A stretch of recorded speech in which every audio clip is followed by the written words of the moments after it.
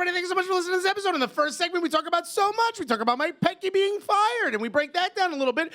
Was anger the issue, or were the words? I think it was the words. I'm cool with the anger, not cool with the words. We also talk about Kate McGrath getting promoted to the women's GM position, but that also means Ernie Stewart has somehow earned a promotion to the technical sporting director, something like that. Is Carlos Corderos doing anything besides counting money? And in the second segment, we are joined by NWSL goalkeeper for Sky Blue FC, Kailen Sheridan. We talked to her about the upcoming game against the Seattle Reign at Red Bull Arena, which is super exciting for Sky Blue. And we talk about some very weird, irrational fears that this goalkeeper might have. We've never heard anything like this, and I don't think you have either. So all this and more. And also the unboxing, which you hate, and someone sent us food. Wait, that wasn't part of this intro. That and more on this episode of the Cooligans! Hey, this is Alexi Lawless. There is nobody in U.S. soccer that is more important than the Cooligans. Yeah, baby! Yes! Vámonos, coño! Wow. We're back, baby! Hey, everybody. Hello, Alexis. Hello, Christian. Again, we're here. It's sitting in front of a mountain of stuff. Woo! Is there anyone happier than me? I think we should have like a home shopping network, but for soccer, like a soccer shopping network, and where we have stuff and we talk about the product and it's like a home soccer shopping network. Exactly, right? So because this is basically what it sort of looks like whenever we do this. So. This is amazing. I want to thank everyone who ships us stuff. Yes, you know, you guys are the real heroes, the ones who have our address. Yeah. If you send us free stuff, you're the reason we do this show. Our fans, they come second only to you.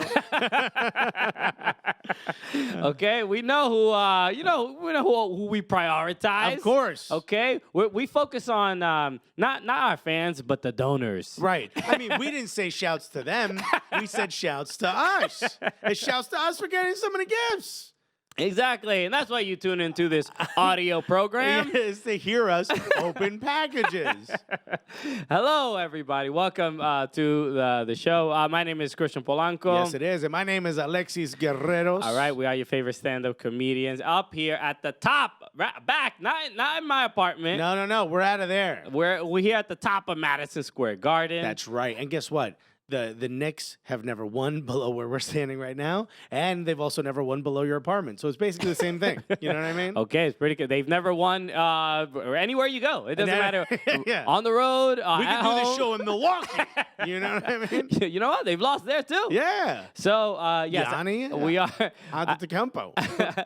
at the top of Madison Square Garden. We are your favorite stand-up comedians that host the funniest soccer podcast that you have ever listened to. It is the funniest soccer podcast, is it not? It is. But it feels like that might not be the only thing we are, though. No, that is not exclusively what it is. Oh, I thought of something else we are. The gulliest soccer podcast. That is correct.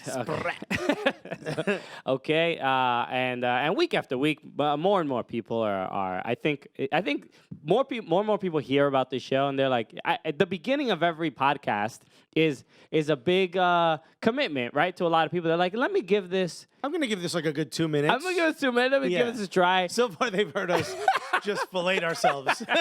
They're like, what are these guys?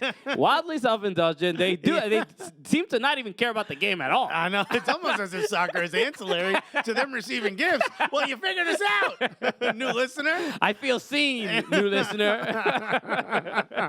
So, yes, well, hopefully you stick around more than 2 minutes because this is a fun soccer show. We try to have a good time. Exactly. And hopefully you do as well. All right. So, a lot of things to discuss, and obviously we'll get to all the wild.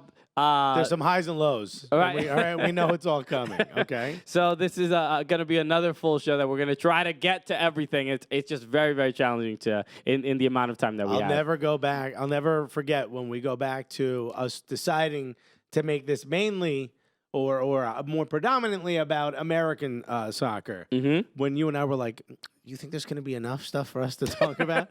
And overwhelmingly, the universe has said, oh, we got you back. Yes, that dam has broken, and that waterfall of Major League Soccer news is literally it's washing over us. We're drowning in it, really. We really are.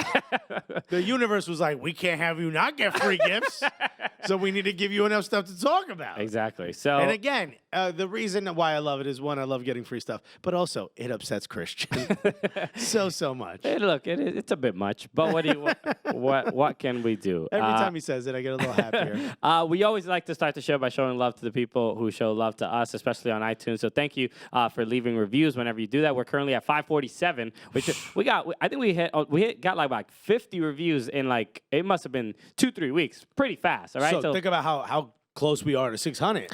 I'm thinking about it, Alexis. Which, when we get to 600, you know what happens, right? We start begging for 700. That's right, baby.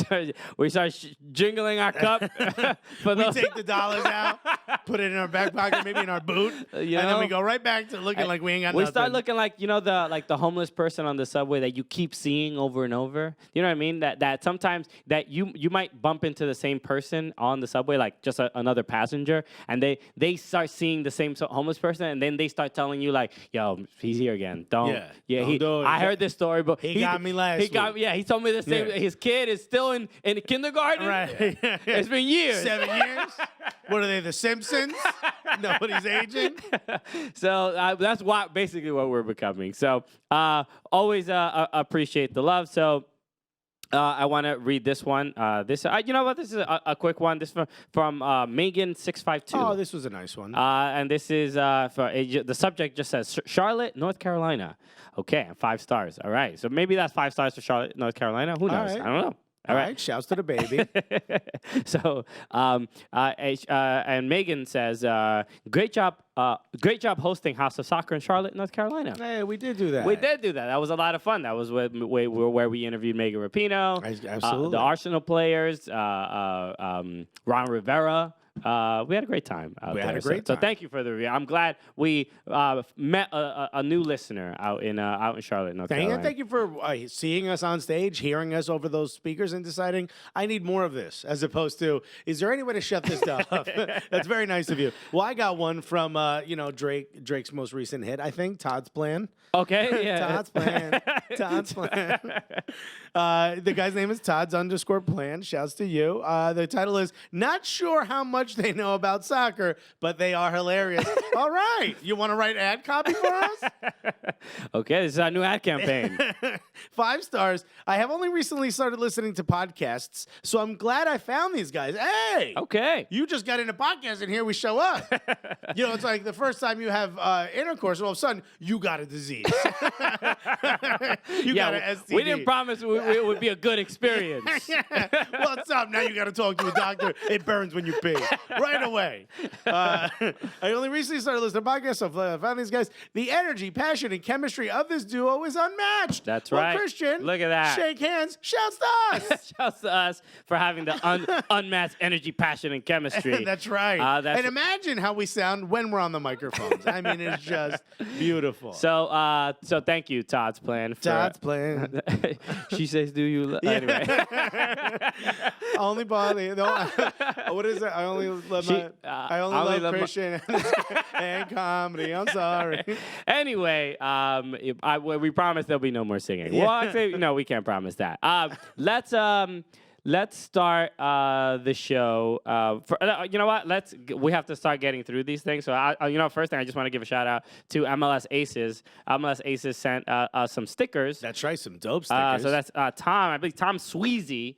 I don't know if that's his last name or his rapper name. Right. Also, R.I.P. to his older brother, Patrick Sweezy, who died. Yeah. That's right. Make sure we got a moment of silence. Great actor.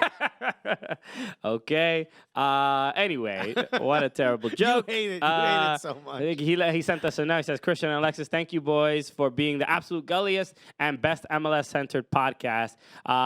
Bring comedy and real thoughts to the game is the best way to grow soccer in America. I appreciate you guys. Let's go City and stay gully. He's a NYC FC fan as well. Oh, So there Tom, you go. Thank you so much. Yeah, check out MLS Aces. A great MLS podcast they do. He does it with a bunch of other folks. Yeah. So thank you, Tom, for that. And shouts to Fishtown FC for more stickers, baby. That's right. Some Fishtown FC stickers again. So we got rep from New York and Philly. Speaking of Philly, has been their last couple games. Remember, like early in the season, everybody was like, "Fire Jim Curtin. Why did he get another job? What's happening? And This then isn't they've been working." selling out game after game. Bedoya screaming into microphones, First place. changing the world. First place in the Eastern Conference. Yo, I the last couple Philadelphia Union games, I'm watching them and I'm like, yo, we gotta go to a Philadelphia Union game. At the beginning of the season, I thought they were going to get a bye through the entire playoffs because I didn't think they were going to make it. And now it looks What like a they're gift, just, you know? why don't y'all just go relax? And now it looks like they're just going to get a bye in the first week. Yeah, so we'll talk about them maybe in another time. But shouts to Philly. Philly, incredible scene out there, and the Sockers. Anyway, let's start the show talking about. If you listen to our Gully Squad episode on Friday, we did speak to Brian Dunseth. Right. He's the RSL announcer. He's also a host on Sirius XM. He has a show Counterattack that he does with Tony Miola. Yep. And the dude knows RSL, right? That is his home. And Mike Petke is a good friend of He his. has a television show with Mike Petke. That's right. And Mike Petke in the late hours of the night, at the 11th hour, right? He was he was fired. His contract was terminated with Real Salt Lake. And I don't know if you felt this, but I had this weird thing that I'm like, he was supposed to be back Monday. His 2-week suspension was supposed to have ended, and he's supposed to be back. And then instead of getting reinstated, he gets fired. After we put out our interview with Ryan Dunseth on Friday. Time. Every time. There's a weird. I had this weird. I'm like, please, there's no way we had anything to do with this. No. I hope not. Right. Could you imagine? Could you just imagine if we were referenced? Well, after listening to the Cooligans, I'm like, no, but also thank you. Yo, I appreciate it. I mean, shouts to us, right? Yeah, we're definitely highlighting that part of the official statement. I mean, could we get like a frame printout or something? Trey? Is the printer working, Trey? That's right. Trey's no longer there. Trey left last year, Yeah. but maybe his new club he could print up if he has access to a printer. No, but Mike Petke fired from RSL, and so we now know pretty much what he did and said. Petke put out a statement. Did you see it? I did see it. And then nowhere in it did it say the word sorry, which I'm a little bit upset about. But he did say that he apologized to the referee that he berated. Yes. And apologized to the people he needed to apologize to. He did not apologize in the statement. The one thing I want to clear up is that from everyone that we heard from, and we don't know if this is official in any way, shape, or form, or we don't know how significant this is that his experience with that word did not have any slur attached to it. I know how frustrating that sounds to a lot of people. We've covered this on the show before. Yeah. The PUTO word. It is... It's weird that you don't want to say it. Because it upsets people. That's why I don't want to say it. I don't think... So, it's in fine the dictionary, it's a slur. Sure, that's it. It's just I'm not making the claim that like it depends where you're from. We know it's a bad word. You wouldn't say it to your mother. You wouldn't say it to your mother. There's a lot of words I wouldn't say to my mother that I also wouldn't get fired for. Sure, but he is like I wouldn't say this pork is dry. I would not say that in front of my mother. Un poco seco. No, because you know what the consequence is. Yeah, worse than fire. Okay, yeah, Mike Petke would get a fuacata very fast if he made such a claim. Oh my God, he'd total his car. That's how hard of a fuacata he'd get. So it's my experience with the word is it's definitely an insult. It doesn't mean more than bitch, right? That's my experience with the word. But But if the group, we're not the ones marginalized by that word. Totally. So if the group that is marginalized by that word says like, nah, fam, that's not a good word, then you know what? We don't use it. Here's my thing. Intention doesn't matter in this case because he said a word. No, but his intention was totally mean and terrible. But that's not. But not necessarily homophobic. Exactly. Yeah. Here's the thing. He fucked up. Okay? That's it. Case in point, you lose your job on that. Or I don't know what happens, but in this situation, I get it. I get completely why he was fired. I get completely why he was terminated. That said, he hosts a radio show with someone who's openly gay. You know what I mean? This does not make him homophobic. He messed up, and he deserves to pay the consequences. But from everyone we know and everyone we've spoken to, that there's nothing in his heart or there's nothing in his past that would point to him being homophobic. And I do not believe, in my heart of hearts, that that's why he used that word. Also, part of the issue that I have here with just this word in general is Latin people are like, but that's not how we mean it. I get it. And maybe he was, and from what we've heard, he was presented that word by someone who did not use it in a homophobic way, but used it just constantly.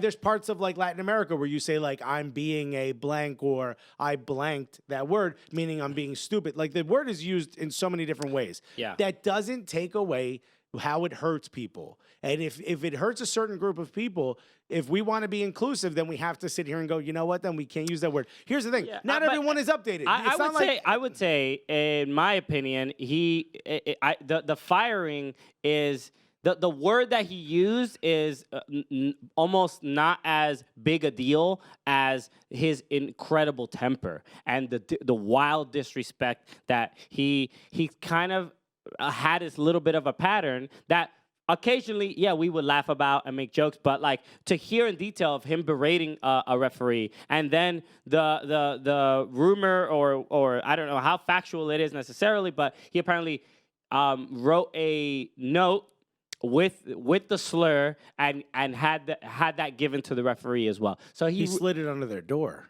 Okay, whatever. Which is even more aggressive. Which is just I'm following you home. It's just so insane. Can I say something? I don't see anything wrong with this. Him getting fired? No, I don't see the word. Yes, I see something wrong with. I don't see anything wrong with him berating the ref. I don't see anything wrong with his anger. I disagree. Yeah, I think you can go too far.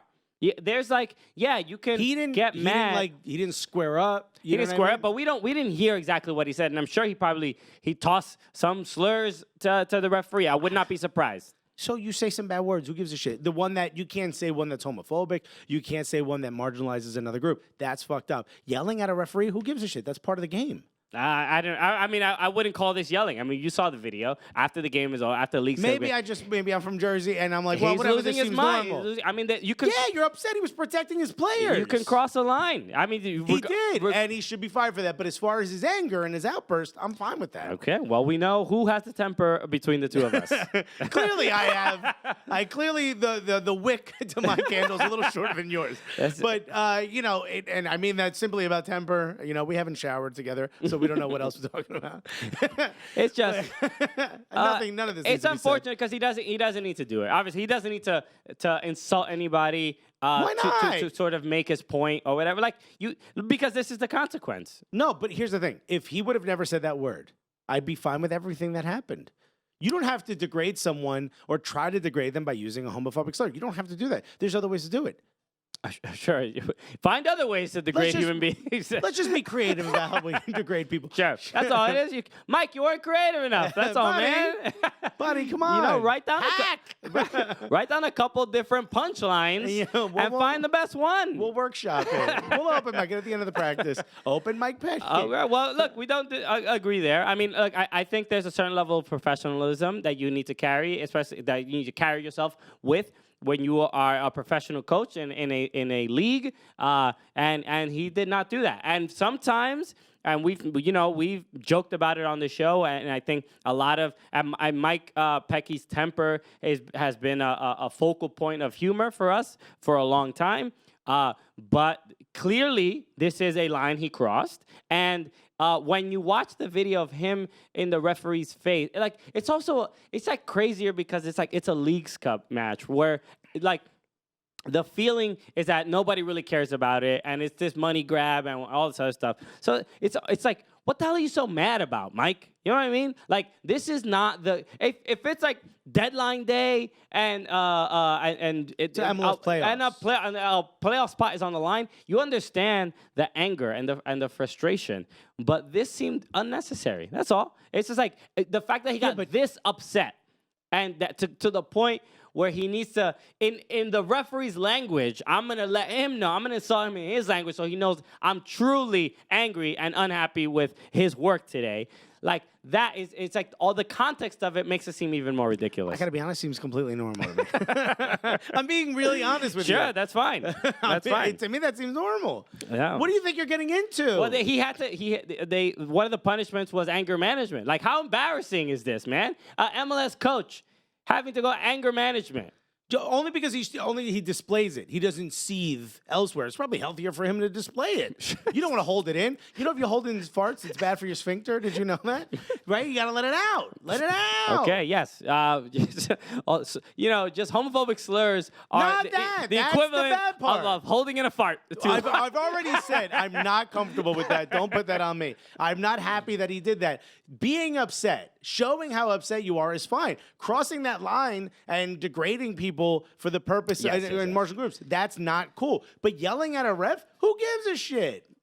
He's not just yelling at a ref. What are you saying? What? It's not even, say you don't say anything. Pointing your finger at his face, calling him a mother effer, whatever you want to do, that's fine. All that's fine. It's really not fine, Alexis. I don't understand what's wrong with that. Someone tell me what's wrong with that. I'm not saying it's the equivalent of like the consequence you should be fired, but it's also not fine. If he would have walked by calmly and said just that P word, shook his hand and walked away, I'd be more angry at that than, throwing stuff, ripping your shirt off, getting in their face, having to have people hold you back. I'm fine with all that. It's also part of the show. It can cross a line. You can do it too much where it's not as if we're talking strictly on the anger. Bobby Knight throwing chairs and then that could have hurt somebody. Of course, it could hurt somebody. But was it entertaining? Was it part of the show? We still talking about it. It's a reference you pulled up in what was that, 1985? Exactly. But he was the most famous, incredibly ill-tempered coach. So. Maybe it's just me, but I tend to respond to that more than someone going. It is just you. Yes. You don't know that for sure. It's just not you. In this room, it's just you. I'm comfortable with that. Tim? No, man.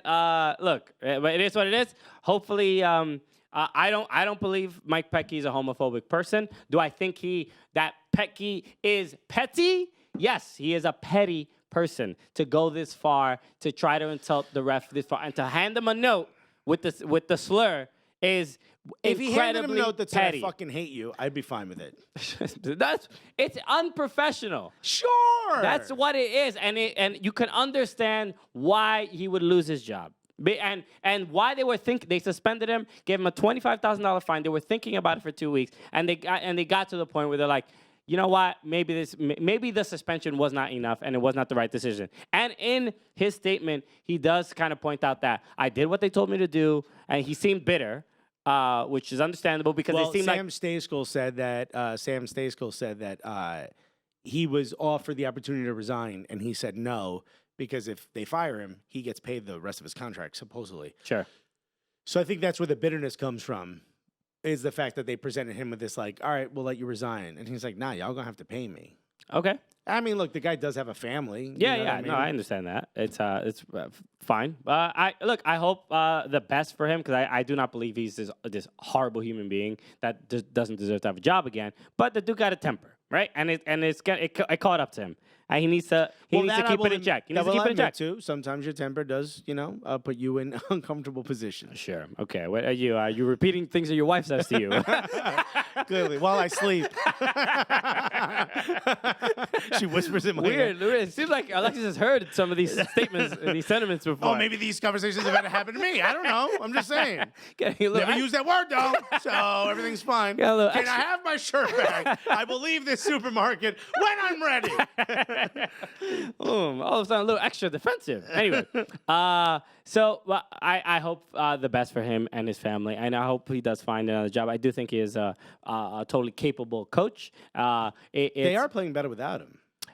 They've been playing. They've been winning a couple games. You saw their game against NYC FC. They went down a goal, but early. But it dominated the rest of the game. So I believe Freddie Juarez is the assistant coach, who coincidentally somebody I had seen on Twitter. He was a former Minnesota Thunder player. Ooh. That is now the head coach of RSL. So all the best to RSL going forward. Hopefully you did enjoy our conversation with Brian Dunta. We RSL is like one of those teams that we just haven't really we haven't spoken to a player. We haven't really gotten many people to represent the team often, but we're going to try a lot harder to do that because they are. I mean, probably one of the most newsworthy, significant moments of their history. We have probably one of the most important former players and announcers on our show. So I think we did all right. Okay, I'm just saying we're going to do more. You know what? I'm going to take my shirt off. Alexis is like, all right, all done with RSL. Good here. We did it. You're welcome, RSL fans. For the one piece of content we gave you. We got your coach fired. What more do you want? I hope we did now, but I really so do I. Okay, so let's talk about a couple other things. Let's discuss someone who maybe this is like a little bit gossip. We gossiped about this man. Are we spilling tea right now? Maybe just a little bit of tap water. No, Jermaine Jones is back.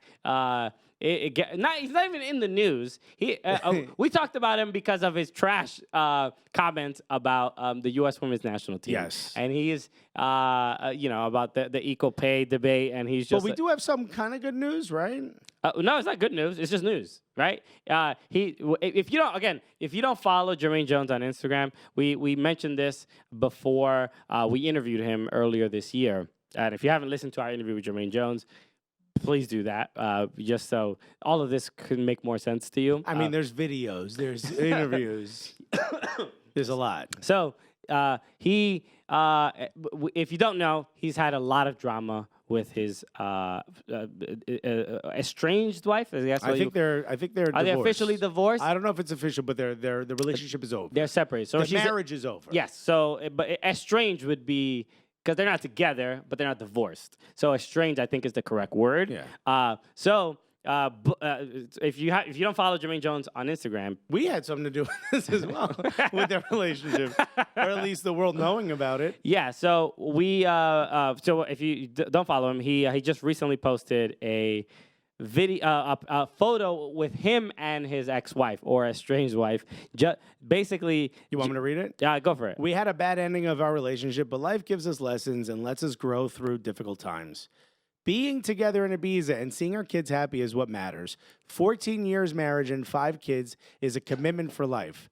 Now we have to learn to respect each other as humans and parents for the kids. The last 8 months took a lot of energy out of all of us, and I never want to go back to that. #soulmates. Okay. Which is the rhetoric there is very different than what it used to be because shockingly someone cut the wheel hard to the left.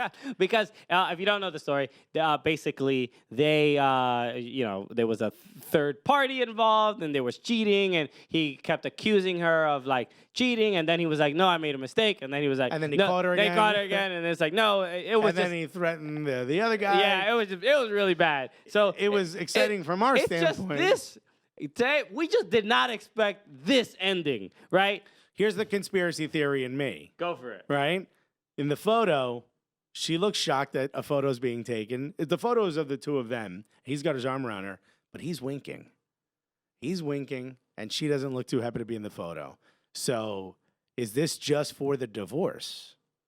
Is he covering his ass a little bit? That's what got me thinking, because this is such a shocking turn of tone. That makes me think my man is all of a sudden like, we're going to be best friends forever. I definitely shouldn't have to pay her a lot of money. You know what I mean? Okay. So that's part of me is wondering. I mean, I don't know him. You know what I mean? We spoke to him once. He seems like he's very open and honest, and he never shies away from how he really feels. So maybe that's just a little conspiracy theory out there. But, if this is true, then you know what? Congratulations to the two of them. Yeah, hopefully. Right? I come from a broken home, and there's nothing saving that ever. Sure. So to see this, they do have kids together. 5 Shouts to kids, them. I believe. 5 children. A lot of kids. Are the walls closing in on anybody else? All we could just say, we hope for the best, because if you haven't followed the saga, it has been pretty entertaining. And there's some people who know nothing about what we're talking about, but if you listen to our podcast, probably in the beginning of the year, end of last year, there's an emotional roller coaster that we went through. So It's episode 182. Tim lets me know. So okay, that's our interview with Jermaine That's our Jones. interview, yeah. Okay, yeah. So check that out. Check out a couple of the ones before that, though. Yes. There's like 3 or 4 before that, because that's where we were like, "Yo, what is going on with Jermaine Jones?" Also, our DMs were lit from other people. Like, I know, Yo. right? Yo, can you believe? Yo, get over to Jermaine Jones' Instagram stories right now, because it's wild right now. Yo, we had like 6 or 7 group chats between the two of us where people were like, get there right now. And his account at that time was locked. So Yes. if you weren't already following him, yeah. you couldn't see this. So we were ombudsmen. We were liaising. his Well, okay, stories. we were privileged with the information to share to the rest of the But community. we didn't hold it. No, we shared it. Because that's what he would have wanted. Yeah. So speaking of U.S. soccer, if we're talking about Jermaine Jones, one of the heroes of American soccer, but there's been a couple announcements. Kate Margraf announced as the GM for the U.S. Women's National Team. And then with that, another announcement, Ernie Stewart is now promoted to the head of, he'll be the Sporting director. sporting director, so he'll be above the GM for the men's national team And the women's national team and youth national teams Yes. as well. So Ernie Stewart is running the show. Pretty much. So this is Carlos Cordero actually said Ernie Stewart is getting promoted. That's right, nailed it. He's like patting himself on the back. He's like, did it again, baby. Who's the boss? This guy. Just tell me which one is Ernie, and I'll point to them. Cordero, baby. I'm out. Smoke bomb. Oh, it didn't work. Sorry, man. So, anyway, What a dummy. Carlos Cordero, it would be fun if he was that delightful. Why can't he be that, more of a cartoon? Because he's too busy spending money on lobby firms. Yes. Did we talk about that on Friday? I don't remember if we did. The lobbyist firm. We did talk about it on Friday, right? If we didn't, we think it's trash. Yeah. So it's not a good look. But I'm freaking out because we haven't opened these gifts yet. oh, that's right. You want to open one? Yes. Okay, we'll talk about why we think of Ernie and all that stuff. Okay, so I know what this is. This is from Siempre United. Luis Velez, Velez from Siempre United. If you don't know Siempre United, it is one of the few Spanish podcasts that cover Spanish soccer. language soccer podcasts. Yeah. Team specific kind of as well. They're, that's they're right. big Atlanta United fans. Yeah, and they focus on Atlanta United. But Great, they do a lot of great content. They do videos. They do a bunch of other stuff. Their social great media work. point. And if you speak Spanish and if you're an Atlanta United fan, or if you're not, just check out. There's not many Spanish-speaking, Spanish-language podcasts that cover American soccer. So those guys do great work. Atlanta's one of those weird markets where even people who don't speak Spanish are somehow involved in what they do. You know what I mean? Yes. It's like they're like Parceros United. It's got white women in it. It's got black dudes. You Spanish now. Yeah, no, Get you're a on board. parcero now. So this is amazing. So these are This is dope. Siempre United podcast T-shirts. Okay. This is really, really cool. So thank you so much, Luis. All those guys. Michael. Really nicely Michael done. Miranda. A couple guys left. Well, Some guy named Pedro in the back. oh yeah, they've been reshaping kind of the crew. Miguel, all those dudes, great dudes. But then also Parceros United are on Siempre United. They are on the show as well. So I mean, they're gonna drop a reggaeton album pretty soon. There's just so many people involved. There's so many moving parts. so it's awesome. So thank you for this guy. So make sure you check out that We'll show. go to the concert, which will probably be outside of the arena. We had a great time at the MLS Cup. At MLS Cup when they had that Full concert. rain. In And the it was rain. absolutely amazing. Reggaeton, everything, man. It was dope. I had a great time. Wild. Anyway, so It was like it was like 7 quinceañeras happening at one time. so the okay, so R. Kelly just burst through the wall. wearing a Kool-Aid Man outfit. Damn, dude. 7 quinceañeras. We still know who it is, dog. We still know you. We gotta know. They're trying to take away my life. Anyway. Take off the stupid Pied Piper mask, man. Where'd they find you? I was trapped in the closet. So Ernie Stewart. So now the U.S. Soccer has been sort of restructured. Now, what does this mean? Does Ernie Stewart deserve this position? Does this position need to exist? What is this kind of? Are they structuring? It seems like they have more jobs than more tasks than they have at hand. Well, shouts to them for job creation. Oh, exactly, yeah. That alone. Trump is taking credit. Yeah. Trump's like, the unemployment rate just fell a little bit more. So this feels, look, realistically, as a fan of U.S. soccer, right? I'm just like, get to the World Cup, do well, and have. All I want is some success at the international level, right? At the World Cup level, and at the youth level to see some progress, and to see some inclusion and diversity, and make it easier for the players, the young people, to have access to the game. That's all I want. And guess what? We have no confidence that any of these new jobs will lead to that. Exactly. A lot of people getting a lot of money, okay? A lot of people getting new titles. Shouts to Kate McGrath. This is great. Yes. You want to see this.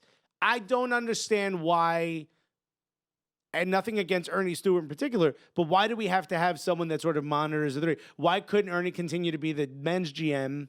Why couldn't Kate come in as women's GM, and then, I don't know, Tab Ramos or whatever is the youth GM? Why couldn't the three of them be overseen by Carlos? Like, why do we need another? Because it sounds like Carlos doesn't know what the soccer. hell's He anything's doesn't happening. know soccer. No, he's here to count the money. I mean, be realistic. As like, especially him getting Megan Rapinoe's The name man wrong. said Rapinoe. It's at the parade. At the peak of her popularity. You don't know how to say her name. Both Jesus and Miro know how to say her name. And Carlos Cordero can't? It's embarrassing. And act like we won't watch Carlos and Sunil. We'll watch that show, Showtime. Okay. Imagine Sunil like, what up, fam? That'd be entertaining. Yo, deadass, we got a nice lineup for you today. So this kind of that's where that seems to be the conclusion, that Carlos Cordero does not know soccer, and somebody has to be there to oversee it, because How did he win the election?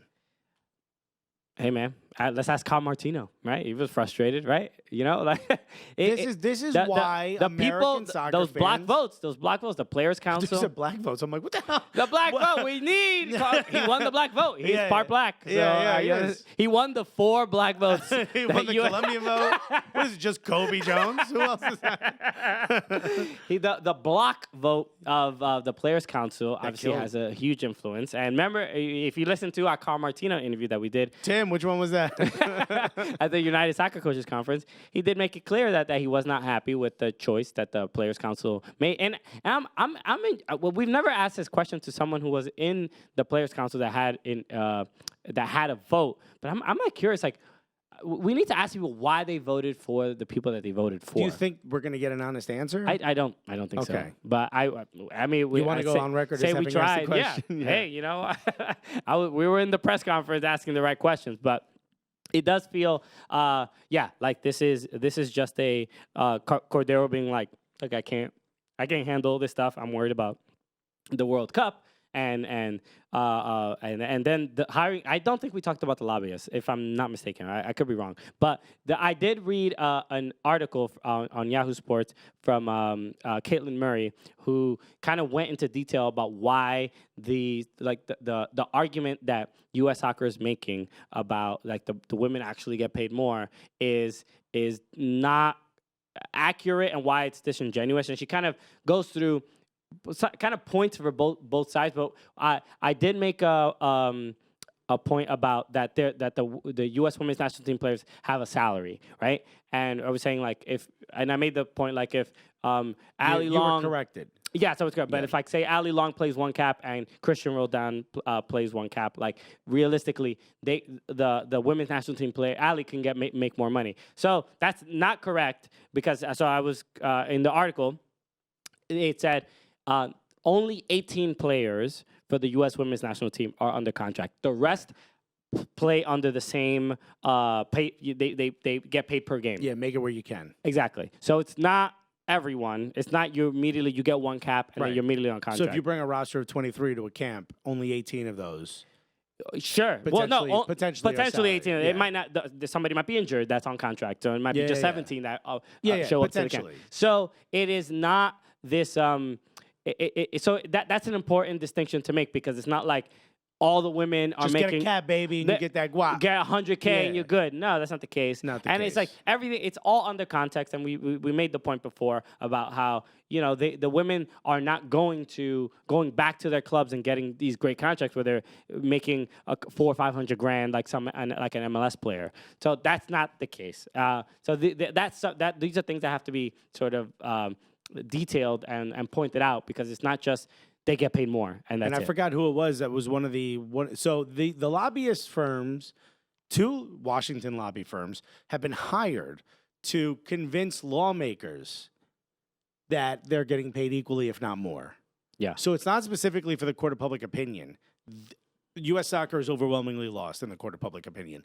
This is to convince lawmakers and politicians to not follow up on this because, okay, the women are getting paid more. So it's literally muddying the waters, which I think we did talk about this because I said muddying the waters a bunch. Yeah. But here's the point I want to make. One of the Congress or senators, somebody was approached by these lobby firms, and they said, what was your reaction to being, to meeting with them? They said, whoever is running PR for U.S. soccer needs to be fired, and they should be giving the women the money that they hire these lobby firms for. So far, thank you to shouts to them. And Megan Rapinoe was asked about it, I believe on The Athletic. Okay. And she said, I'd like to be surprised, but this is pretty common for their... it's just a strange thing. It's just like they are a. What are you doing? They're the reason U.S. soccer's purpose and in their like mission statement is to grow the game and to make it more make it the most popular sport in the country. And they really just seem to be focused on making money. And it's like they aren't a they're supposed to be a nonprofit. So it's just like when you hire lobbyists to make sure that every penny is accounted for, and we make sure we're not paying them an extra cent than what they bargained for. It's just like, what the hell are you doing? Like, why is this the direction of U.S. soccer? Like, who cares? Like, why is it important to you that you look good in this sort of instance when Carlos Cordero's position is unpaid, right? Quote unquote unpaid. Right. So your mission, your hope, your dream should be to like let's make these women the most popular figures in the world in women's soccer. Trying to stymie the most successful thing you have. Yeah. Seems like a pretty dumb thing to do. And it's not me, again, it's not me saying or us saying like give them all the money. Well, that's not what we're saying. That's not what they're saying either. They would like to be paid fairly at the international level, but also to have a little bit of assist with more growing care, the game. or just help growing the game in general. That is a thing that they constantly talk about. And this is one thing that upsets me, including Frank DeBauer's statement.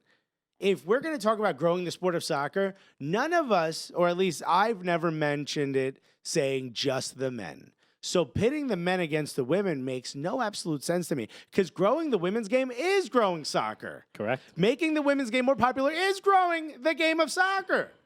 Everyone should have the right to play soccer. Yeah. It doesn't matter what you got or don't got between your legs. Just play the game. Everyone should be enjoying the game. Yeah. Why are we pitting the men against women? This makes no sense. Sure. And enjoy what you have between your legs, or buddy, show each other. Get out there. Have fun out there. Come on. So the one thing I have seen a couple of reports on is that this promotion of Ernie Stewart, and it's kind of people are being a little bit more vocal. There's murmurs on the inside of U.S. soccer that there's like a little bit of a rebellion going on. So I think some people are not happy with this like restructuring. And this is also Jay Berhalter is another. I think he's going to become the CEO, take over for Dan Flynn. When he leaves, and that will some people are like, the reason the sporting director exists now is to remove the connection between Jay Berhalter and Greg Berhalter. So if Greg needs to be let go, it's not Jay sort of influencing that decision, which is obviously that's his brother. So it's just like very strange. American soccer is nuts. It's just a novella. It's just like ridiculous. It's like at this point we should just call it U.S. Soccer Syndicate, because like there's so many things happening. Like someone's gonna get promoted to consigliere. We don't know who, we don't know when, but it's happening. So it's incredibly entertaining. So I do want to talk about a couple of the games before we get to our next segment with our guest. Right. I want to let's talk about LAFC and New York Red Bulls, because this was a great game. This is the Premier League started this weekend. Not nearly as entertaining as just some of these MLS games, right?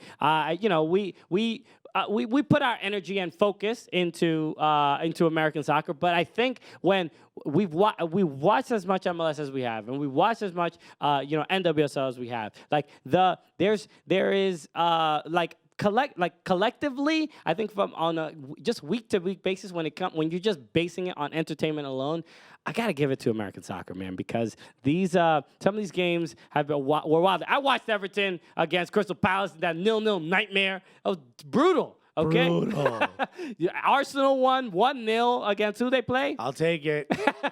Well, but not entertaining. You wouldn't call it that by any means. But this 4-2 game between LAFC and Red Bulls, where it was tied 2-2. Red Bulls came back. You thought like they were going to be able to. No, Carlos Vela gets a penalty, and all of a sudden, who earned the penalty? Wasn't Vela? No, was it Latif Blessing? No, I forgot who it was. But I don't know. But did you see Pete Martinez begging him to allow him to take the shot? Carlos Vela didn't even allow him. Pete? That's the joke I'm making, dummy. Okay. Wow. All right. Well, some of these. That's like too many loops and connections. So many connections. All right. Pete doesn't even play. Alexis, do you even watch MLS?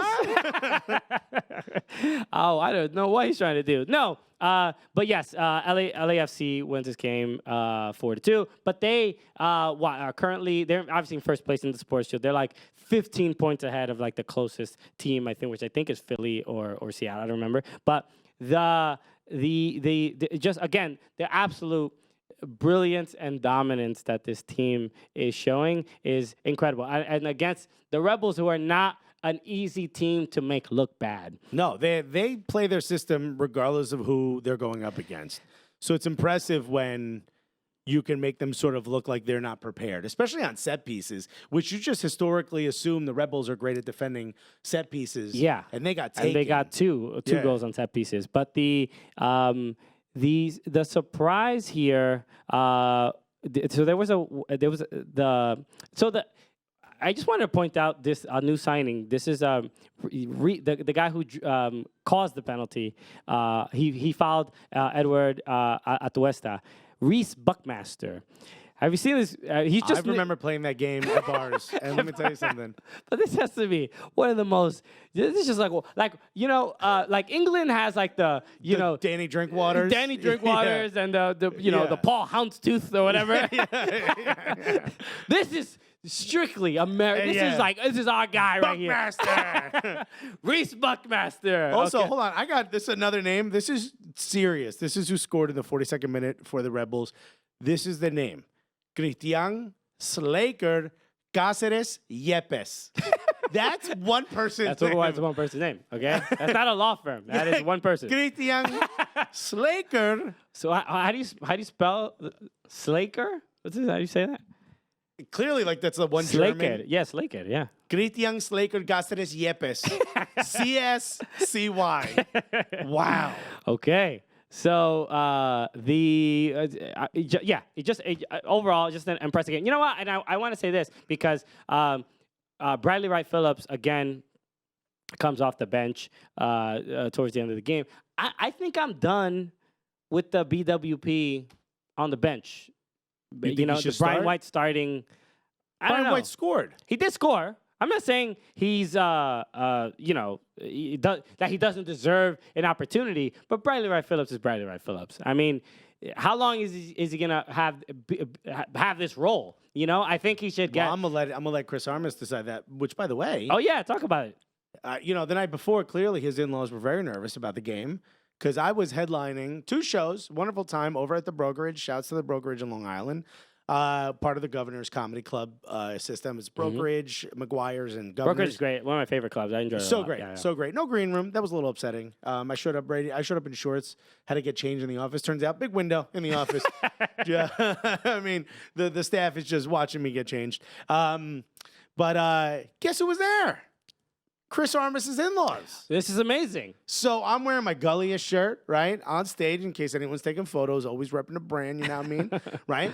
And I do a couple of jokes about soccer, right? And I get off, and this woman grabs my arm with the grip of 1,000 corrections officers. Okay, pulls me down and goes, "You really like soccer?" And I was like, "Yeah." What conversation am I gonna have with this older woman about soccer? She goes, "Do you know who Chris Armas is?" And I said, "Yes, of course, the coach of the New York Red Bulls." And she looked at me like, "Oh, he does know soccer." Looked at her husband. Husband goes, "That's our son-in-law." I go, "You don't say." Yeah. I go, "Hey, he's the first Puerto Rican to coach in MLS." She goes, "He's Puerto Rican and Cuban." Oh, Whoa! this changes everything. What?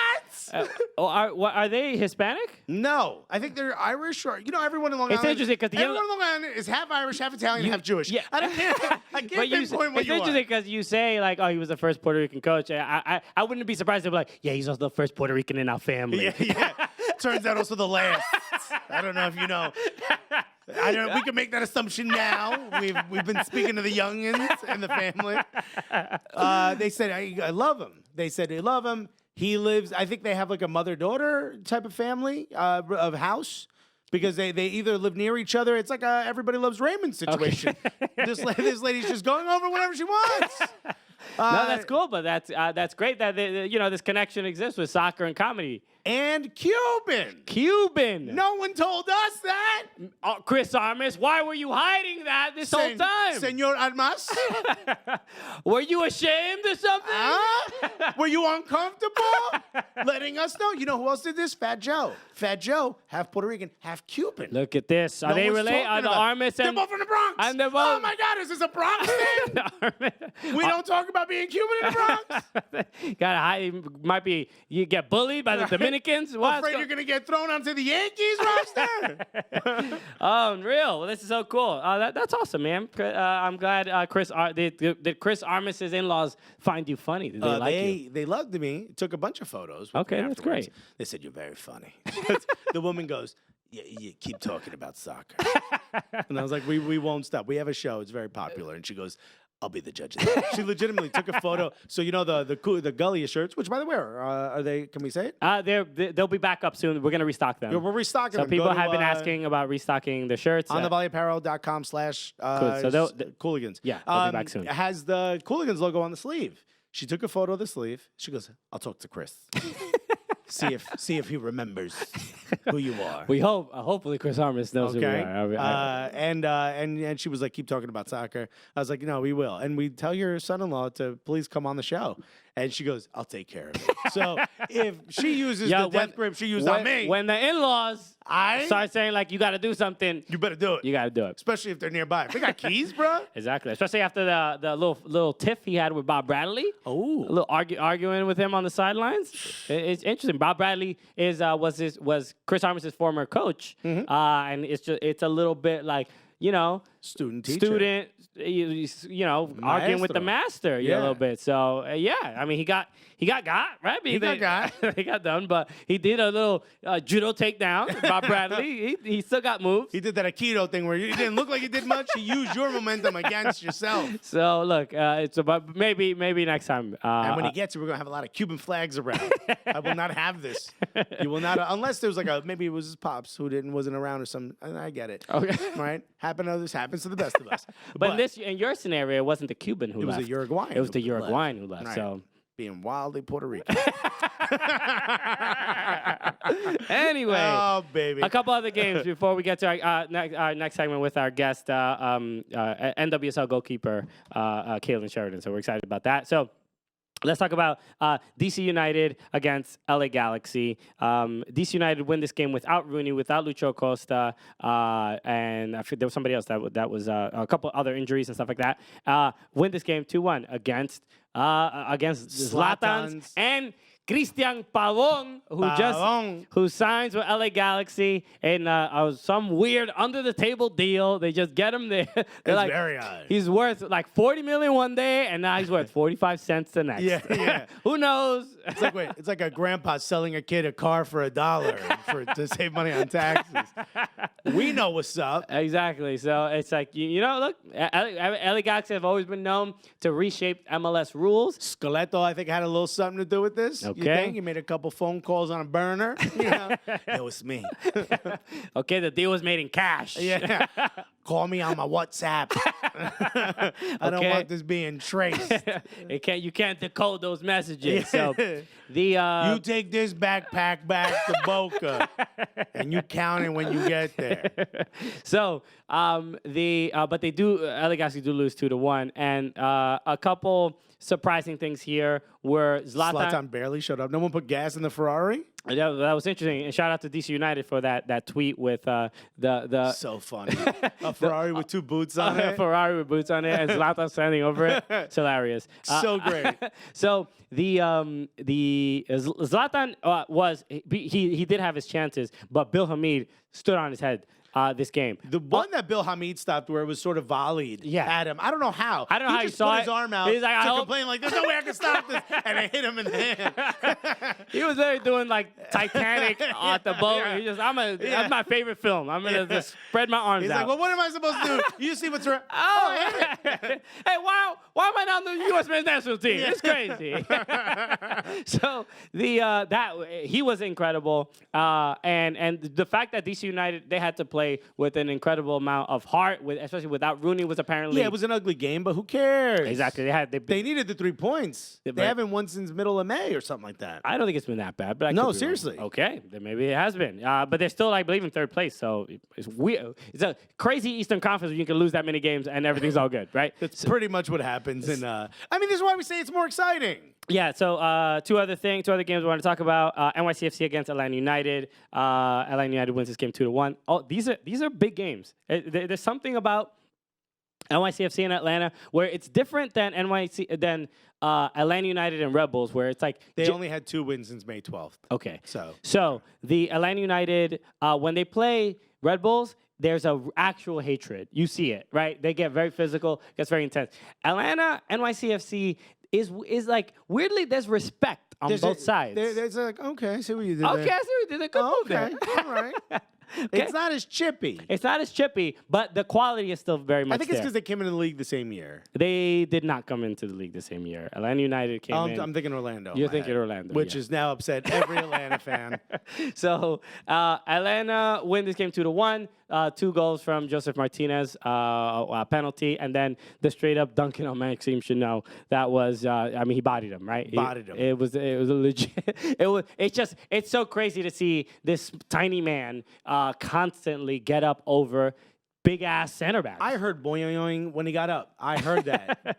It was. Some people were like, "Oh, he elbowed him." I mean, he won it, man. It's like when this little dude, he did elbow him in the head, but like not enough to be like to overturn the goal. No. But Atlanta was simply better in this game. They were so good. It seemed NYCFC's Alex Ring, talking after the game, Dominic Torrent said this as well, that the team, you need to play with courage when you play here at Mercedes-Benz. And that was the thing that stood out to me. NYCFC looked timid. Maxi Morales, maybe because he hasn't been playing that much. Recently, he was recovering from an injury. I actually completely disagree. He looked uncomfortable. He was missing a lot. I don't think the team looked timid. I thought it was back and forth for most of the game. Clearly, Atlanta's tactics. First of all, Atlanta finally showed up thank you for doing it Yeah. on the game where it's the team we like, okay?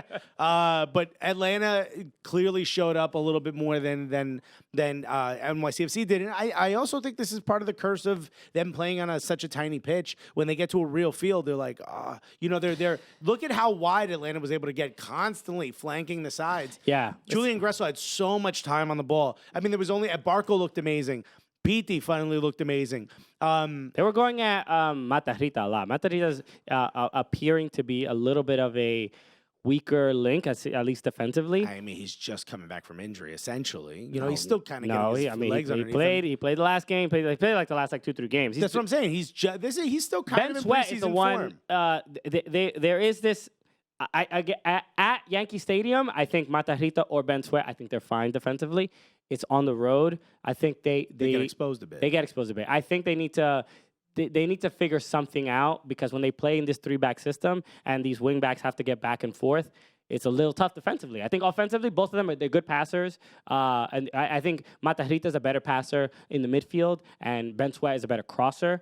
Ben Sweat's also a better passer out of the back. Sure, but they're looking. They're looking a little weak. Yeah, it's soccer is a weak link sport, right? Yeah. If the playoffs started today, by the way, you know what the first round matches in the East would be? What? Atlanta versus Montreal. R.I.P. Montreal. DC versus New England. I'd love to see that. That'd be a good game, yeah. DC versus Bruce Arena. Wow. How about this? NYCFC versus Red Bulls at Yankee Stadium. First round. Yeah. That'd be entertaining. All right. So the other game I wanted to discuss. Last game, FC Dallas against Minnesota United. This was a game, I think 5-3. Insane game. Watch the highlights if you have not. But these are one of those few games where, like, if that's the first game you ever watch of soccer, you can't watch it ever again. Yeah, exactly. It's right. just like, I mean, it was like boxers who decided, let's not defend. But main reason I loved it, we got goals from Ryan Hollingshead, former guest of the Cooligans podcast. The one who didn't get sent away, and Reggie Cannon. Reggie Cannon scores, but the reason I wanted spit on. He did get spit on. So this is what I want to talk about. By Mason Toy, who looks amazing. Yeah, he's been kind of shining for Minnesota United. This was you don't really see this often in soccer. You definitely don't really see it in MLS that often.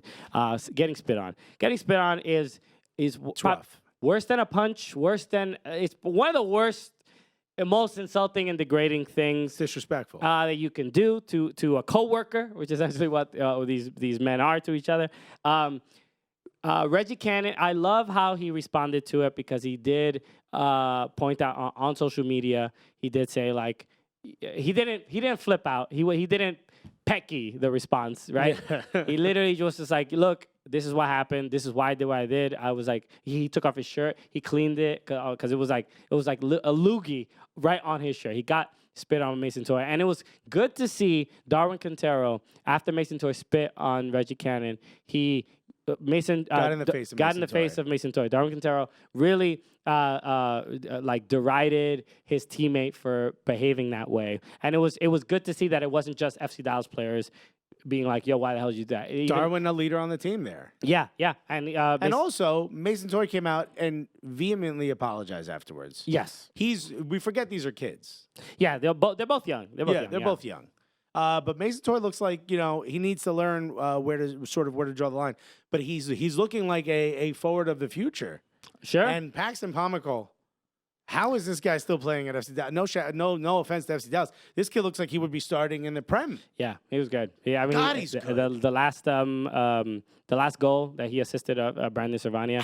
I don't even. Where do you see that angle? I watched that play so many times. He's essentially staring at the pole. There's two defenders on him, and the goalkeeper's coming at him. Yeah. How do you? It was great for him to break away and you're up 4-3. You don't really need to even go for that. But he was like, I think he kind of.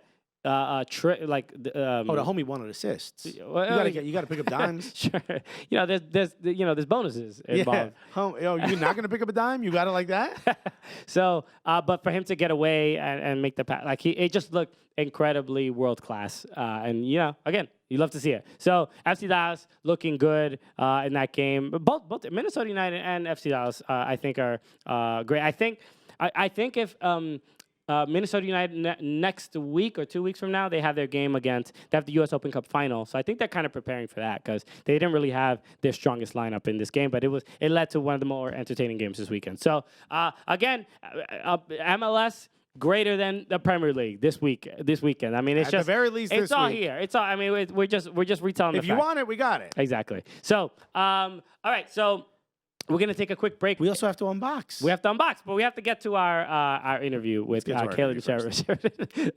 This is how it's difficult to get Alexis to focus on the job at hand rather than just opening toys. This is Christian is trying to delay this as long as possible to mitigate the response I have, and it will not happen. We will start unboxing at the beginning of the shows once again. Okay, so we'll take a quick break, and then we'll get to our interview with Kailen Sheridan of Sky Blue FC. Yeah, baby, we're back. We are. This is I'm stoked because not only do we have an NWSL player on the show. International footballer. Exactly. All right. We gotta mention the resume.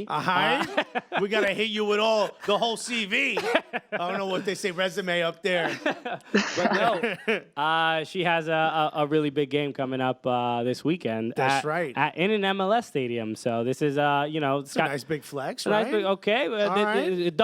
There's too many people. They don't even fit in the venue that we have for the team. We got to go out and get another venue. So that's a good sign, and especially with some of the struggles that the club has had, this is nice to see this kind of progress. So all right. Well, listen. I mean, you guys, a goalkeeper for the Sky Blue FC, the pride of Whitby, Ontario. Ladies and gentlemen, let's drive and put your hands together for the one, the only, Kailen Sheridan, everybody. Kailen, what's up? How are you guys? Good to be here. Thank you so much. Pride. I've never gotten a pride of Whitby. It's not much, but I'll take it. All right. Well, I'm not gonna lie to you. We Google Whitby. Yeah. It's hard to find on the map, but it's up there. Yeah, somebody. I text a buddy of mine who's a comedian. You know, Alex Pavone, very funny comedian from Toronto. He's originally from the York region. Which I don't know what that is, and he cannot explain it to me. He's like, it's kind of a municipality, but it's not. I'm already confused. It's like just outside the city, right there. So I said, what do you know about Whitby? And he goes, I don't know much, but it's better than Ajax, I'll tell you that. I'll take it. I agree. I'll take it. I mean, you know how to do. I didn't even know there was all this cat in the beef. Baby, better than Ajax. Can you put her volume up? Yeah, I didn't know there was all this beef out in Canada. I thought everybody was, all sorry and sorry all day. We think We're everyone in so Canada is sorry just all the holding time. hands, singing Kumbaya all day. Turns out when it comes to hockey championships, it's a little beefy. It's no joke. It's no joke. That's not a laughing matter, guys. All right. Well, no more jokes. My bad. They're like, oh, you ski Dagmar, I'm Lake Ridge. We can't be cool. Ooh. I mean, the fact that you pulled those names, I'm pretty impressed. Buddy, we did research. Dang. Research. Okay. Google's on fire right now. All right. My computer's warmed up. Kailen, thank you so much for joining us. Yes, I did mention before. So let's start with the fact that Sky Blue FC have a game against Reign, the Seattle Reign, this Sunday at Rebel Arena. And I know this was look, we've been getting I don't know, it's chastised or like people get mad because look, we big up women's soccer all the time, and we've gone to like women's national team games a bunch and stuff like that. But like even we know who Megan Rapinoe is. Exactly. You know what I'm saying? We heard of her. Careful. It's not going to be me coming for you, but somebody might. We interviewed her recently, and I called her that just as a joke, and she's like, and I knew it was coming. But we get like we hung out with the Cloud9 supporters, right? When we were in Dallas, To suggest that they pressed us immediately. They were like, "Yo, when are you going to a game?" Right? They got in our faces. So we're gonna. That's the kind of people they are. Exactly. It wasn't even a welcome. Thank you for being here. It was like, oh, you showed up when It you comes showed later. up to a game. It comes later. So this game, we're gonna be at the game to support you guys. So what is it? What is your experience like? You've been with Sky Blue for I believe 2 years, right? This is your second or third year. This is my third year. Third year, right? So what has the sort of experience been so far, and what do you sort of what does it mean to you to be able to be playing at Rebel Arena, to have this much support, especially after the World Cup? So what does it all mean to you now? It's pretty crazy. I think the journey over the past 2.5 years has been up and down. It's definitely been a tough one, and it's challenged me in tons of different ways. But being able to go to Red Bulls this weekend is so exciting, and it's a step in the right direction for the club and for the league and for women's soccer in general. And it just shows how much push forward we got from the World Cup and how amazing that impact was on the game and in our domestic leagues across the world. So it's insanely exciting, and it's going to be a really insane matchup between the two teams. Okay. Let's talk a little bit about just being on the national team. Also, just being from Canada. You know, we sort of talk about how the sport of soccer is growing in America, right? But we're starting to talk so much more about Canada now. The men's team is doing really well. The women's team is doing really well. But, you know, it's still a hockey country, right? When you were growing We're up, so strong in hockey, we got to catch up, man. yeah, I know, right? You got to catch up. When you were growing up, were your parents just like, I don't know, try hitting a puck? You know? No, I was like crazy shy as a kid. So like, I know that's like really hard to believe for people who know me now, but they threw me into like every sport. And I didn't actually play hockey. I played street hockey though. You don't not play hockey. You just pick one. Okay. You either play hockey or you play street hockey or you play like ringette or lacrosse. But I was like not really great on skates, so I did street hockey. Yeah, I mean, Kailen, look, I'll be honest. I used to work at a GameStop when I was in high school. I mean, don't mean to brag it at got all. a little hotter in this room all of a sudden. Buddy, a game. He was like, damn, let me just step this up real quick. Get Street on hockey, flex nothing. too hard. I know you're wearing AirPods and all. Right. But I did. I worked with a bunch of people that. In fact, he worked at GameStop so long, he's willing to give you $7 for those AirPods if you trade them in. Damn, I'll hold on to that one, but we'll see. So, but I worked with a bunch of guys a bunch of Italian kids that played hockey, and I played hockey. I'm Dominican. I might be the only Dominican on earth that has ever played hockey. I can almost. I mean, we might have to look into it, but I'm pretty confident. We'll have to check. But we'll see. You're listed in the Big Papi Library, Congressional Library in the Dominican Republic as being the only one who've ever played So hockey. I'm all right on skates. Better than you might expect. It's kind of surprising. As a goalkeeper, terrified. All right? Yeah. Terrified of the ball. As a fat guy, don't put me on skates. It's not built for us. What do you see moving forward? Look, we talk about the bump after the World Cup. I don't think there's a bigger bump than when it comes to women's soccer post World Cup. Talk a little bit about what it feels like to all of a sudden have so many more eyes on you, and what do you think some of the players have to do, or some of the federation has to do to keep that bump going? Yeah, I mean, it was huge. It's a great bump, and I think compared to how long women's soccer has been around, how long men's soccer has been around, we can expect to see more bumps like that in order to catch up. Obviously, we are a little behind the game here with women's, but it's time to catch up. And I think these opportunities, like to play in Red Bulls and to keep pushing the attendance records in the NWSL every week, and to have more attendance, we can hope to catch up eventually. But it's going to be huge, and I think growing the game in Canada has been massive already. The men's side, as you said, wasn't so great in the past, but we're already seeing improvements there, and that can push the women's side as well. But all over the world, you're seeing these huge jumps in women's soccer, and we can only expect it to go forward from here. There's no backward steps anymore. And because we got that late start, we can see bigger jumps each time we get a big opportunity to showcase the talent that we have in the game. And I wanted to ask this. So we have a question from a fan and our Gully Squad. One of our Gully Squad members, Danielle Lefebvre. She's awesome. A DC United fan, also a Washington Spirit fan. But she asked this question. She said, "Has Sky?" And this is I'll preface this by just saying we've spoken to some other Sky Blue people who've played for Sky Blue, and we all know kind of the struggles that this particular club has had when it comes to just certain resources. So I'm not asking you to like trash your employer, trust me. Not that. But she did ask. She says, has Sky Blue started making any of the changes in housing, facilities, and / overall player care that they promised? And are you sort of happy with any of the progress or improvement? I think there's a huge step from the not necessarily complaints, but kind of awareness of last year's situations. We have amazing housing now. We have all the necessities that we need off the field. We're definitely still pushing for more, but that comes with time. There's nothing that can happen overnight. These are all things that take some time, and we've already seen big steps in that. Definitely as the club, I think with the recent struggles that we've had in the coaching side, we definitely need to see some steps forward. And we've started to see that. We've had coaches come in. We're working with different assistants around the club, and it's been a really big help. And I think we need to step forward from that. But I definitely think that we've seen steps in the right direction. It's just the consistency factor with that. And it definitely takes time. So we have to give our GM and our owners the time that it takes to make those bigger changes. But we can see the little ones and the steps towards the bigger ones as well. This Red Bull is being one of the bigger ones that we're seeing steps towards.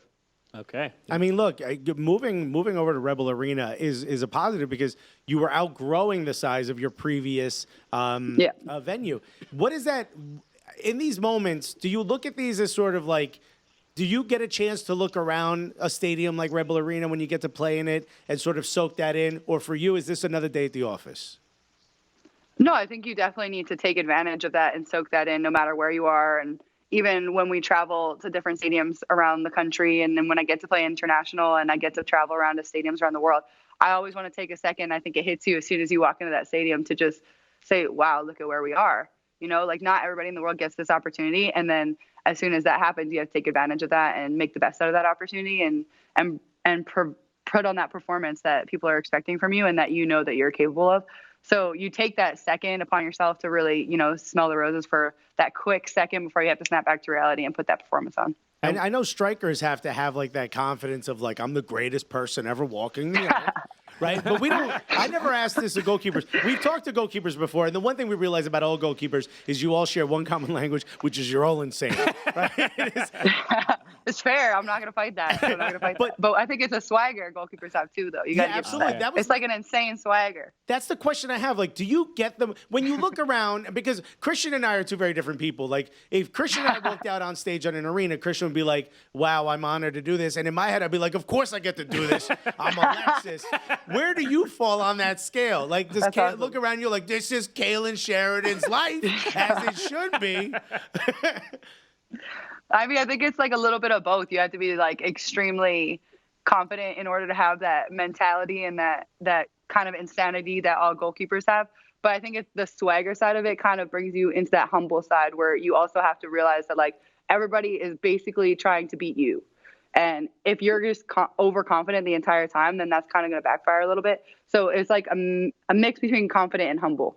And is there any, one thing with like I'll watch NWSL games, and it's been great now that they've been on ESPN, so they're just more accessible, right? Exactly. But one thing, like it's as a person who maybe doesn't watch every single week, it's like difficult to sort of keep in mind or know where the contention is or where the rivalries are. Are there any particular teams that you just like, yo, I'm waiting for this team this week? I mean, like, in my mind, I'm like the Thorns or obviously the Rain, like the bigger teams where you see that Pride, right? They get like a So it's like, are there any particular teams, and maybe they don't have to be the more popular teams, but there are any teams that you when you see them on the schedule, like, yo, this is where I gotta show up?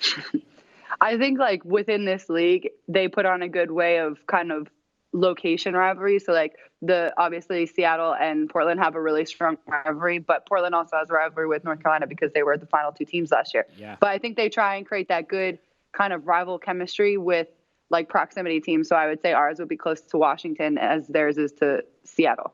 Okay. Yeah, it's just like when Rose Lavelle shows up. It's just real close, you know. That's stepping on each other's Rose. turf a little bit. Not today. Yeah. You're like, all right, we friends off, but right now, 90 minutes, it's over. And I'm curious because I had seen an interview where you did go to the World Cup this summer. But you as the backup goalkeeper. But what is you did mention getting that starting job? Like, what will it take? What do you see as like that foreseeable future for getting that starting position? Yeah, I definitely went to the World Cup and I got the opportunity that was just absolutely incredible, and I'm super blessed to have gotten that opportunity. And I think going forward, in order to be in that starting position, which is my ultimate goal, it's just consistency. I think pushing myself to get that 1% better every single day in all areas and all aspects of goalkeeping, but the consistency with that as well, being able to maintain that through seasons, through tournaments, through my career, and get rid of kind of the highs and the lows and have more of a even keeled kind of trajectory. Okay. And I think for the fans, now that there's so much more interest in the NWSL players, and some of the players come from the World Cup coming home, especially for someone like you who gets an opportunity at the World Cup, what's something that you think the fans should know about Kailen Sheridan? Like, what are you listening to in these AirPods when it ain't our voices? What is it that you like to do on your time off? And I'll just add this. You are a person that several people they've been like, yo, you got to get Kailen on your show. She's mad cool. So, you were like the number one I appreciate that. So there must be a reason. I don't know. I'm kind of like all over the place. I don't have like I try not to have like a structured routine because I don't want to have to like rely on it, you know? But I do like a lot of stuff off the field. I work at the Keeper Institute, which you guys know them. They're awesome. I've grown as a player and a coach through them, but I also like to work with the shelter. I like to foster dogs. I feel like that's why a lot of people follow me, is to see the dogs. Yeah. I mean, who doesn't love dogs? They're almost Yo, better it's than people good. sometimes. You get a lot of likes, Kailen. I know what you're doing. It's all They're good. so cute, man. Come that on, have you puppy seen those content. foster dogs? That puppy They need help, content, and they're man. just beautiful. They're beautiful. Can I ask one thing? Because this was something somebody told me about you. Oh, man. I've been hearing about you on these streets. People been spilling tea. But I heard this is There's a too weird much tea to thing. be spilled. I'm scared. There's a weird. I heard that you have some fear of buttons. Oh, yeah. So and just What are you just That's living a a weird zipper one. life? Dude, zippers are mad great. Respect the zipper. So okay, please Buttons are explain creepy. why you are afraid of buttons. I need everybody to go look it up. It's a real thing before you start judging, before you start mad judging me. Okay. Fear of buttons is a real thing, and I've had it since I was really young. My parents can attest to this. I know it's weird, but I will not hug you if you're wearing a button. Whoa. Okay. It's that serious. it's It's that called- serious. Coumpanophobia? He looked it up. Compound- He's on fire right now. What is it in particular? Is it like the? What do you think the buttons are going to do? Does it look I like don't a know. like, They're like a yeah, they're face? like Does it look like a scary kinda face gross. or They're something? just kind of gross to me. I don't know why. I don't mind like the metal ones on like jeans, but it's like, you know, like on a button up. I don't like that. Whoa. Remember the whole button Since I was slide? like, I wouldn't wear them when I was little. Like my mom would try and put it on me, and I would take it. I would put it on and go find something else. You're more of a hook and eye lady. I've never heard of this. It's weird. I know. I know. This is just like again, we think of goalkeepers as like these just like larger than life human beings, like these superheroes, and this is your weird ass kryptonite. This is right. strange. I'll take a ball to the face any day before I put a button on. I would love if the Listen, team if just you showed ever up. see me in like my zippers all the way up, it's because I was probably supposed to wear a polo that day, and I'm not wearing it. So it must be when you're playing against teams that have their kit that has a button on it. You're like, they look like monsters. They look like just. I gotta take them out so they don't come close to me. Yeah, dude. Dude, if I was a striker on the other team, I would just show up covered These in buttons. buttons, right? Just drop buttons near your goal. you can't get the job. That's evil. Don't give anybody no ideas, man. Come on. Because I know you'll find my ass too now that I said that. Unbelievable. I know it's gonna be you too, and nobody else told them. Well, again, this is the voice of Christian Polanco. I swear, it's definitely not Alexis. No, that's wild. That's just a wild thing. Also, Steve Jobs had it. Wow, you and Steve Jobs have the same. Only the greats, man. Only the greats. The upper echelon. Okay, you see, it's just two billionaires that have the same fear. What's the big deal? I almost can't tell the Maybe difference one between day. the two of Maybe you. one day. That's why you always had the turtlenecks. I hope we're projecting. That's what we're doing right now. You always had the turtlenecks, so we never had to button up. Exactly. Yeah, okay. exactly. All See? makes sense. This all Smart makes sense. guy. Well, Kailen, this is thank you, man. This is unbelievable. That's Where can everyone follow you? And also, where can people get tickets? A couple more tickets left for this game. Where can people follow you personally? And where can people get tickets for the game? Yeah, I'm at Kailen Sheridan on all social media platforms, and call the Sky Blue number. It's on the website and on our Twitter at Sky Blue FC. Get some tickets for the Red Bulls games coming up this Sunday, August 18th. Yeah, so this is going to be great because obviously Sky Blue's taking on Reign. So we have Carly Lloyd, we have Rapinoe. I mean, this is of all people, like if you've not been to an NWSL game and this is your first opportunity, you're in the tri-state area, go to Red Bull Arena this Sunday at 1:00. So Yeah, man. Go support because this is a big moment. exactly, and we can ask that we're going to be giving away some tickets to the game as well. So That's right, we're so excited. thank you, Yeah. Sky Blue for donating those to us. So Kailen, thank you so much for joining us. You lived up to the legend and the myth that everybody created about you. So, but we wish you the best at the game and for the rest of the season and your international career. So we want you to do amazing. And how do we get that statue in the downtown area of Whitby? Man, right? Come on. I'm trying. I got to do a couple more great things first. Give me some time, and then we'll figure it out. Okay. All right, we'll help out as best we can. Thank you so much I for appreciate taking the it. time to talk to us. Wow, what an interview. What a great chat with Kailen. Kailen Sheridan bringing the heat. Exactly. Kailen Carr, you ain't the only Kailen out here. Bringing heat, all right? Some of them still doing it, and not in just 60 frames per second, 120 frames per second. Okay. No, man. So thank you again, Kailen, for doing the show. That we appreciate it a lot. Again, we're going to be giving away tickets on our social media, on Instagram and on Twitter. So make sure you follow us so you can get that information. Yeah, you want to go? You want to bring your cousins or something? Follow us on Twitter and on Instagram. Exactly. So we're going to be giving away a pair of tickets on each of those social media platforms. So That's right. 2 on Twitter, 2 on Instagram. And, Exactly. you know, if you're on MySpace, we might give you a ticket. Okay, we might. Right, we ain't. We gotta first we gotta make a MySpace page. But Okay. Well, wait. Look, for the first time ever, I'm going to suggest we delay opening this because we promised our fans Yes. that we would be making an announcement today. And I know a lot of them are idly sitting by. And unfortunately, we're going to have to delay it yet again. can't. Now, We this can't. is not our doing. Yes. You see how I get when there's a box in front of me. You can only imagine how excited I am to tell you this. But we can't say it yet. There's some legalities involved. So we're not going to be able to announce it just yet. There's restraining orders. There's a couple things that we Right. really. Oh, I guess I'm not allowed within a couple hundred feet of this building now. You know. Okay, we have to wait for those to expire. But it's exciting for you guys and it's exciting for us, and we've teased it enough, so we don't want to keep doing that. But we do want you to just sort of bear with us for a little bit longer. Yes, if that's possible. So you will be getting news. It is very exciting, and I think everyone will be very happy and excited.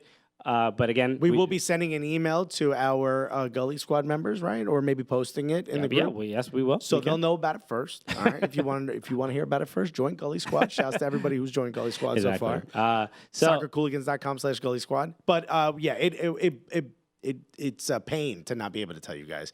We want to tell you guys, but you know, lawyers are involved, so there's only so much we can do. Thank you for being patient with us, even if you're not being patient at all. Which is me. I'm not being patient at all. But we will announce it. Because I even very said, what soon. if I just go ahead and say it? What's Yeah. the worst that happens? It's just tough. And then they listed the worst that happens. I was like, okay, it's pretty significant. We're just sitting on news. It's no fun. We don't No, like it's it. not fun. Okay. Now I know what these journalists feel like when somebody says something like it's on background or off record. Yeah. And they just can't. I would put it in every article. Be like, you didn't hear this from me, even though I'm writing it out. Even though it says author Alexis Guerreros. Yeah. I would have to get, like, remember there was the Mad Rapper? I would have to get one of those things, like the Mad Journalist. Okay, so let's wrap the show by unwrapping this box. We have another box.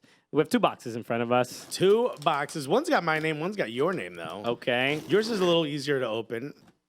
Okay. I'm having trouble here. So Here we got a letter here. That was like it's a long letter. Okay. Is it official? I think this is a summons. I don't know. You just got served. They got us with the unboxing. Every time. I mean, if you're going to get us on some lawsuit, this is the way to do it. This is not the kind of gift I wanted. This is from Eintracht Frankfurt. Oh, they sent us shirts previously. That's right. So we did receive something before from them. So this is okay. So this is. I mean, it's a long letter. I'll just read a couple things that I think that stand out that I like. I also got this is 2 pages. It's 2 pages. We have the same letter, Alexis. Don't worry about it. Okay. So it says, greetings from Eintracht Frankfurt. We hope that you are as eagerly awaiting the start of the 2019-2020 Bundesliga season as we are. And we've mentioned we can be bought. We are now Eintracht Frankfurt fans. we mentioned we could be bought. It says, enclosed, please find a small token of who we are as a club and the city of Frankfurt, our home. What size paper is this? What? This is the oddest shaped paper. I mean, The shape of it? yeah, this is not 8.5 by 11. This is 8.5 by 11 No, paper. it is not. Okay. I guarantee you this is not. It's some odd ass number. Look at this. Oh, this could be the European, like A9. The A4 or whatever A4 those are. something like Yeah. that. All right. Anyway. Okay. Yo, we got Alexis. Man's getting European paper right now. Okay, Cooligans on the up and up. All right. You got that. It's hard to fold. All right. I think there's stuff written here in the metric system, bro. I mean, we're Yo. gonna have to. What's the exchange rate on these words? Frankfurt is culturally, ethnically, racially, and religiously diverse, with half of its population, mostly young people, having an international background. For a little taste of our great city, we included a mix of, okay, this is going to be tough for me, Bettmanschen, That's a German word, apparently. He said, which are traditional almond and marzipan pastries We're getting food, baby. that you can find often at our famous Christmas market, which dates back to 1393. And here they are. We also include a special glass cover and traditionally used for sipping gotta eat this apple on wine. the show. A native apple wine, native drink of Frankfurt. Okay. Ooh, apple wine. So thank you for the marzipan. We got a what is it? Bet munchin? About bet munching. Okay, so this is a lot. There's a lot going on. We got a Well, I'm scarf. gonna be munching on this on this treat. Thank you for this. This is a scarf. Eintracht Frankfurt scarf. All right. Yo, I need a blade just to cut this I thing know. open. All right. I know I'll be watching this Bundesliga season. Okay. You send us food. You know we're gonna cheer for your team. It's like the seal of Eintracht Frankfurt. Let me see it right there in this camera. Oh, here we go. I got it open. I'm actually worried about. Would you like one of my bet munchins? I'm worried about. Are there any nuts in this? Because I'm a little worried about having an allergic reaction on air. It says it's marzipan and what? Almond and marzipan is not a particular nut. What's No. marzipan? I don't even know what marzipan is. It's like a sweet. You know, this is actually pretty good. I can have almonds. There's certain nuts I cannot have because they will kill me. Will you actually die? My face will get swollen and my throat will close. Oh, so we'll look the same? Cool. So it could be bad. Well, I had two. One in honor of you. I mean, it's all written in German, so I don't even know if I should eat it or not. I think I'll. Oh, we got a little mascot. A little mascot. Look at this. Look at this. Is it a fox? It's like a An no, eagle. it's a hawk or A eagle. Yeah, which is their logo, their badge. That's pretty cool. A pin. This is great. This is incredible. Dope T-shirt. Eintracht.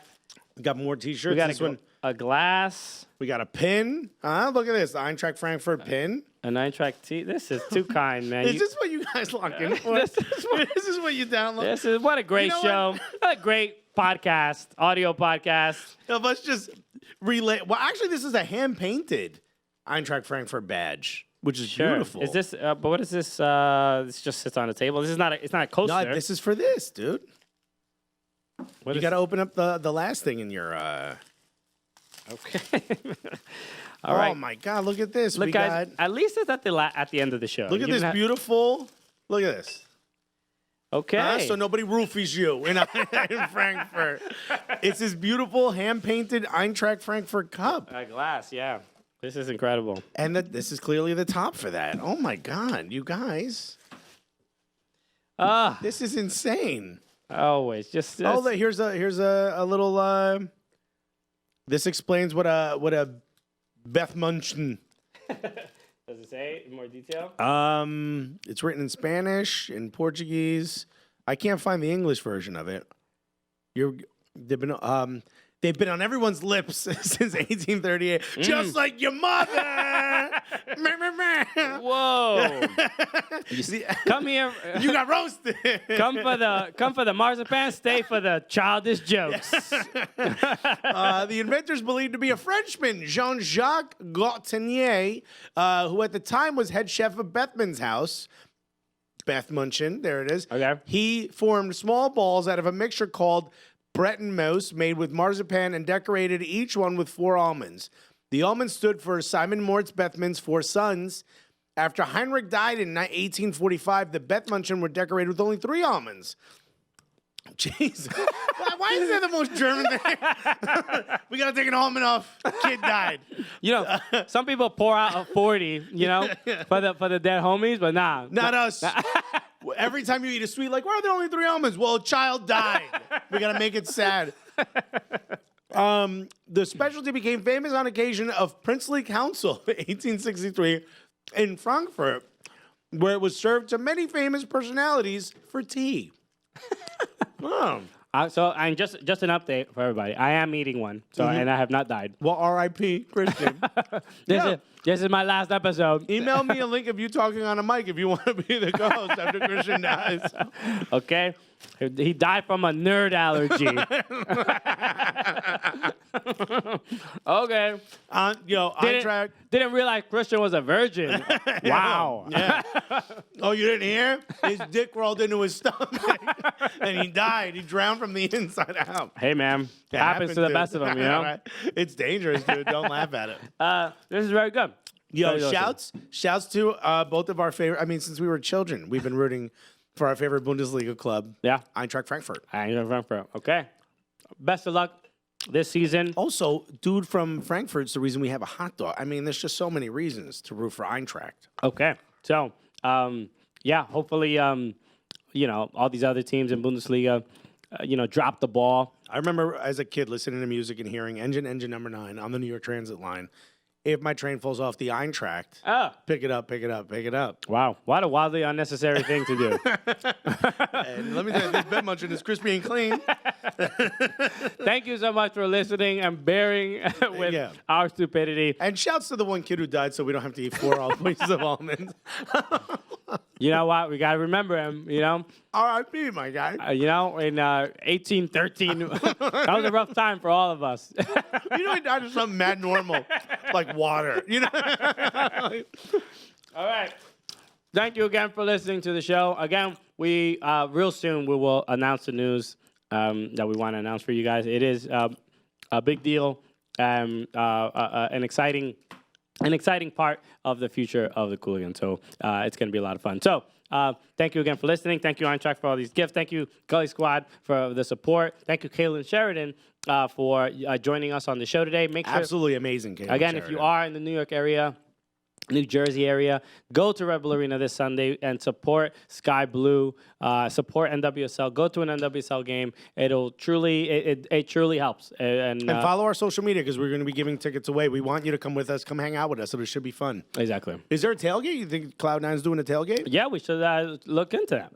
Yeah. Okay. Why not? Little parrilla. A little. It has to be a little parrilla. Just a little baby one. Maybe we'll bring some of the bet munching. You know what I mean? We got all this bet munching. Yo, what should we drink out of these cups? Okay. Let us know, dude. Shoot us a message. What should we drink out of these fancy cups? Sipping scissor by my Eintracht Frankfurt cup. I put 2 of them. Double styrofoam cups. We got double Eintracht Frankfurt cups. Thank Sipping you. lean. Thank you again for listening. We appreciate the support. So with that said, my name is Christian Polanco. My name is Alexis Guerreros. And together, what are we? The Cooligans! What's up? It's the world champion, Judah Friedlander, and you're watching the Cooligans. Why? Because you're cool. This is what winners look like right here, man. I mean, you're looking at us. Right now with my legs, I just juggled the ball 80,000 times. You missed it. Yeah. He's been playing keepy uppy since I met him. Yep, look faster, guys. Go Team USA.